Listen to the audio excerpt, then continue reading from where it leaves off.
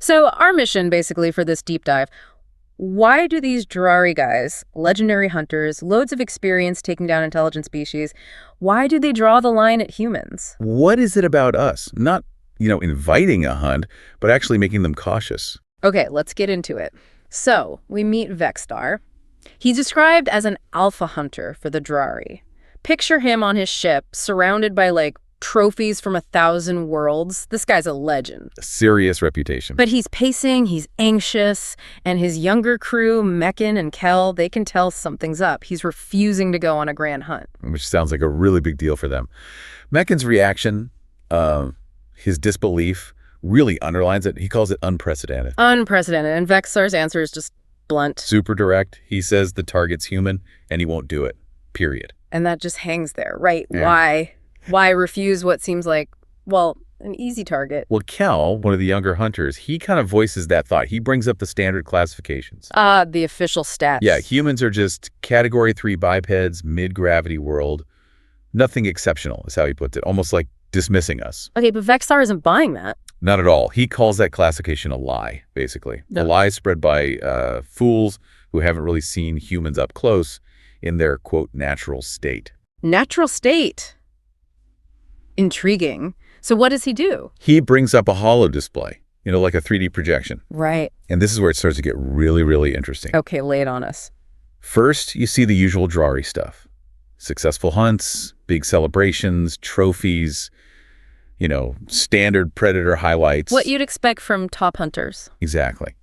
But then Vexstar applies a filter. He tweaks the display to only show the hunts that failed. Oh. How many could there be? Well, the statistic that pops up is, honestly, it's kind of jaw-dropping. 87% of Drari hunt failures involve humans. Wait, 87%? 87%. That's not just bad luck, that's a pattern, a massive pattern. Yeah. It suggests, that whatever the Drari think hunting is, humans play by completely different rules. You got it. And for Vexstar, this isn't just, numbers on a screen. It's personal. Oh. He reveals he's the only survivor from his own clutch, his group of 17 hunters. Yeah. All killed during what were supposed to be just routine human hunts. That kind of loss, well, it sticks with you. It definitely explains his hesitation now. Wow. Okay, 17.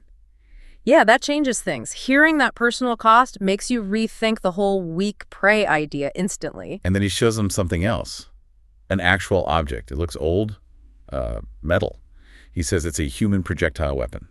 Like a gun. A primitive one, yeah. Chemical propellant. And he says this crude thing is what killed his own clutch brother, Vexstar. Hold on.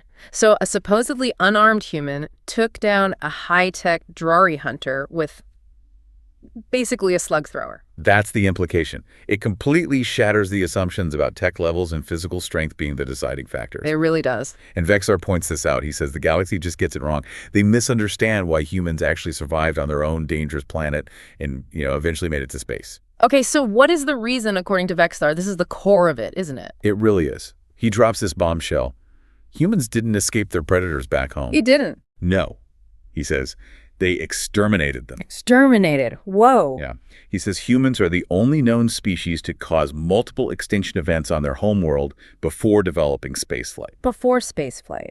So we were wiping things out on a planetary scale with, spears and fire. That's the picture he paints. Yeah. We didn't evolve just to run away or hide better. We evolved to, eliminate threats.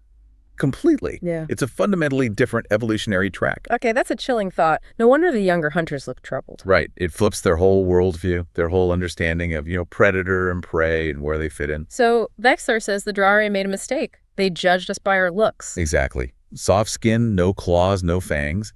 They missed what he calls our true evolutionary advantage. Which is? Being apex problem solvers. Problem solvers, not predators, but problem solvers. Interesting distinction. It's all about the mind, not the muscle.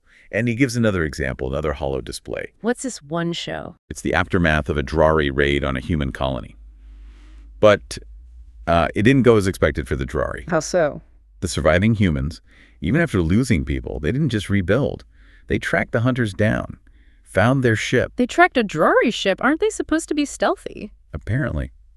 They captured the ship, studied the tech, learned it, and then hunted down every single Drari involved in that first attack, systematically. Hunted them down. Why? Not for food, not for territory. Vexthar says it was for vengeance. Vengeance. Wow. That feels like a very human motivation in that context. And they beat the stealth tech. That's what stuns Kel, the younger one. Yeah. Humans just adapted simple thermal imaging to new frequencies. Figured it out. That adaptability, that speed of learning when threatened, it makes you think, what drives that? Our social learning, how we share information. It's a huge factor. And Vexthar contrasts it with his own methods. He talks about spending months prepping for a hunt, like for these frost beasts on some planet, Niberius 9. Careful planning, traditional hunting. Right. But humans. He says we prepare for threats we haven't even met yet, things we just imagine. He calls it science fiction. We prep for theoretical threats, like worst-case scenarios. Exactly. The ability to imagine how to defeat predators that don't exist and then actually build solutions for these theoretical problems. From the Drari view, that's deeply unsettling. I can see why. It's unpredictable. So then Vexthar addresses his crew directly, puts it plainly. Yeah. He says, look, the Drari hunt for status to stay on top. Yeah. But humans, they don't call. They eradicate when threatened. Eradicate. Strong word. It is. He says the human response isn't to run or hide. It's to organize, adapt, and eliminate the threat so thoroughly that it can never return. A permanent solution. Not just survival, but finality. Precisely. And that leads to Vexthar's big declaration. Why he's refusing the hunt. It's not fear. He says it's wisdom. He knows what happens when you push humans into a corner. They don't just see a predator. They see a problem to be solved permanently. Chilling. He even looks at his trophies, right? His skull collection. Yes, symbols of worthy hunts, things with honor and challenge. But humans, he says, they don't fight for honor.